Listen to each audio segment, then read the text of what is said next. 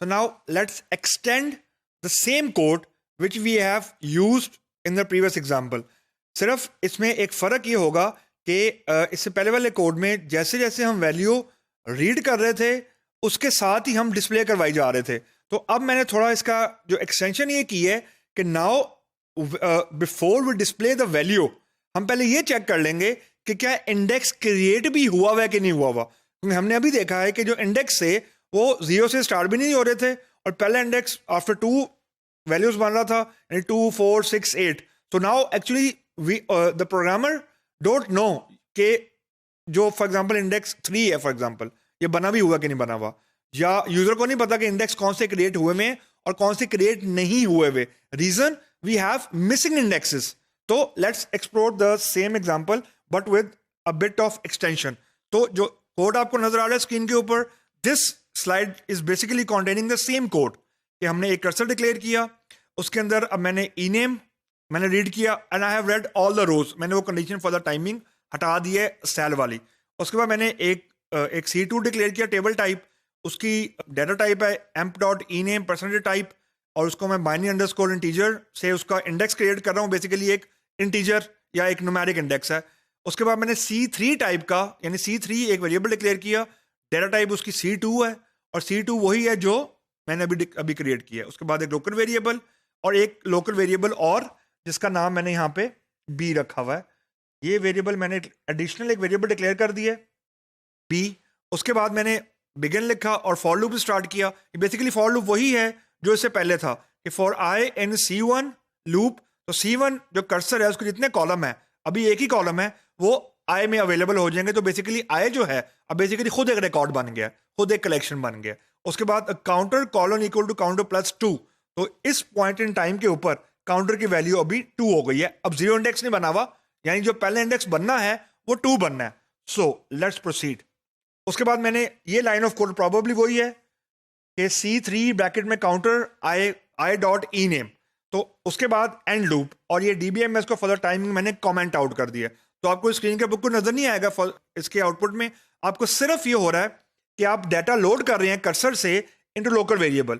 First time counter की value 2 थी, फिर 4 हो जाएगी, फिर 6, फिर 8 एंड सो ऑन. और ये लूप और उतने इंडेक्सेस क्रिएट होते जाएंगे जितनी नंबर ऑफ रोज होंगी. अगर फॉर एग्जांपल 10 रोज होंगी तो उतने ही इंडेक्सेस बनते जाएंगे, लेकिन इंक्रीमेंट 1 का नहीं है, 2 का. उसके बाद ये लूप हमारा खत्म हो गया. अब हमने काउंटर की लास्ट वैल्यू डिस्प्ले करवा ली, क्योंकि लास्ट वैल्यू से हमें ये पता लग जाएगा कि how many what is the last index.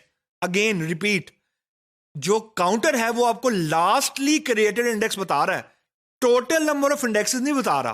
So that's the different thing. उसके बाद मैंने डिस्प्ले किया C3 dot count. Now this is the second property. इसने आपको बताने हैं total number of created indexes.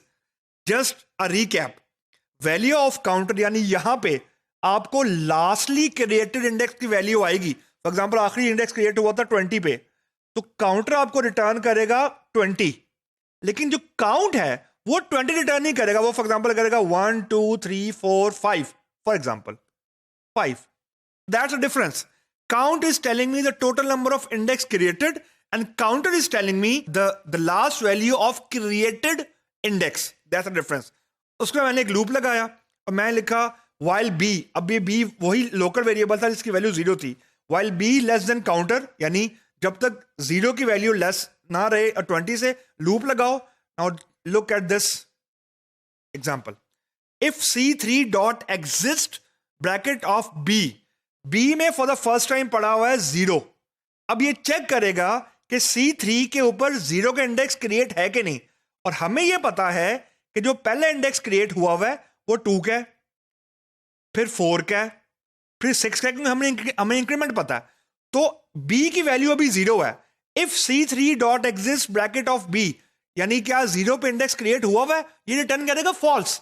Now check it out, it will return a boolean value of false, क्योंकि I don't know कि कोई पर्टिकुलर इंडेक्स क्रिएट हुआ भी हुआ कि नहीं हुआ हुआ. तो for the first time B की वैल्यू 0 है, it will return a false value. Then अगर ये ट्रू है तो वो डिस्प्ले करवा दे वैल्यू एग्जिस्ट एट. अगर फॉल्स है तो कुछ नहीं करेगा. अगला इंक्रीमेंट होगा b is equal to b plus 1. तो फर्स्ट टाइम बी की वैल्यू 0 थी, नेक्स्ट टाइम 1 हो जाएगी। जब 1 होगी वो दोबारा चेक करेगा, if C3 dot exist bracket of 1 again false, क्योंकि हमारा पहला इंडेक्स क्रिएट ही 2 के ऊपर हुआ हुआ है, कुछ भी नहीं होगा। फिर बी की वैल्यू इंक्रीमेंट होगी 2 पे, now check it out, if C3 dot exist bracket of B, यानी क्या सेकंड इंडेक्स क्रिएट हुआ हुआ है?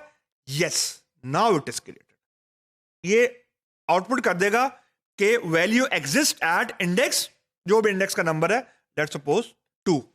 सो this is, now you can see कि how handy exist property of PL/SQL table is. So now let's try to do this implementation. So I am here. Here is my editor. So let me just pull this code. मैं इस code को यहाँ पे लेके आ गया। ये पहली slide है and that's my second slide.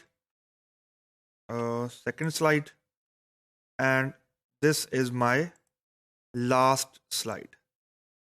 तो अब मैं इसको यहाँ पर डिस्प्ले कर दिया and let's see when I will try to run it what it will show me.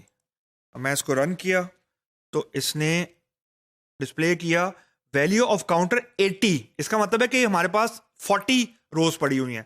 अब ये 40 बता रहा है रोज, ये देखें वैल्यू ऑफ काउंटर है 80, यानी जो आखिरी इंडेक्स क्रिएट हुआ हुआ है, दिस वन, जो आखिरी इंडेक्स क्रिएट हुआ हुआ है ये है 80, और जो ये काउंट है C3 डॉट काउंट, ये है हमारे पास यहां पे 40। लुक एट दिस, तो काउंट है 40, लास्ट इंडेक्स है 80। उसके बाद वो बता रहे हैं वैल्यू एग्जिस्ट एट 2, 4, 6, 8, यानी दो का इंक्रीमेंट लेके till we hit for example 78, 80 के बाद वो फॉल्स हो जाएगा। तो the point which I am trying to establish के अब हमने लोकल वेरिएबल में यहां पे डाटा लोड कर लिया था, लेकिन अब लोकल वेरिएबल में डाटा लोड कर लिया, I don't know which index is created and which index is not created. So now look at the value of exist. How handy this is.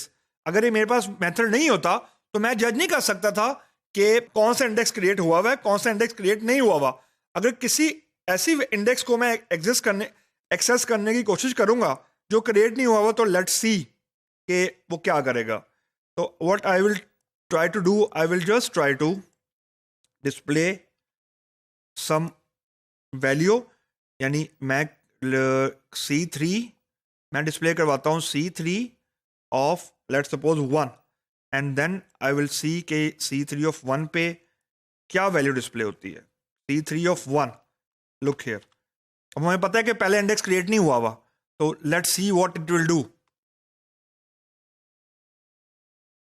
Now look here, no data found, उसने exception फेंक दी है just because of where it is, this line C3 of 1, हमने पता है C3 of 1 का index create ही नहीं हुआ हुआ।